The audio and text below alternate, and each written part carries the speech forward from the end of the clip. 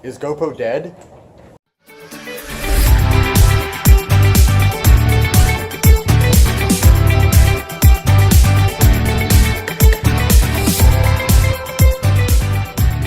What is up, guys? Welcome back to the channel. So a couple days ago, DJI released the DJI Osmo Pocket, which is a tiny, super tiny 4K stabilized gimbal.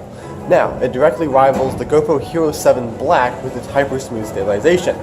Now, the big differences between the two of them are, since the DJI's gimbal is on a gimbal, it can object track things, it can face track you, it can do a ton of different things, whereas the GoPro Hero 7 Black cannot do that, since it's just an action camera. But the GoPro has a huge lead in technology because it's an action camera, so you can put it on pretty much basically anything and make videos with it. It's amazing. You know, I think the market is looking for an action camera that's all one solid piece versus then a gimbal which has, you know, a 3-axis gimbal on it, which can break. Whereas the GoPro Hero 7 is ultra durable and should not break. However, the DJI Osmo Pocket, since it has a gimbal, allows way more features, you know, like the object tracking. Now it also has a waterproof case for it, so it's underwater, same as the GoPro. The battery life is better on the Osmo Pocket than it is the GoPro Hero 7 Black.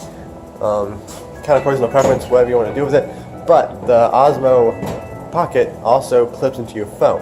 It slides right into the USB port on the bottom of your phone, and then can directly use your phone as a screen and pair with DJI Mimo app for a much better experience.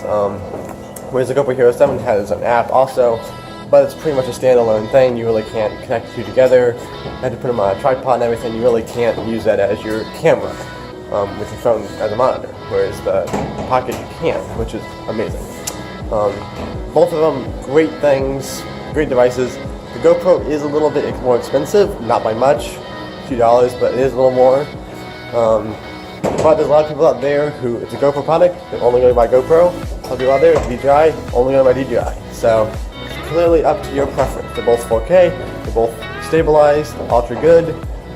They're both pretty much perfect. So thanks for watching the Summer Technology. Be sure to subscribe and like this video, and I will see you next time.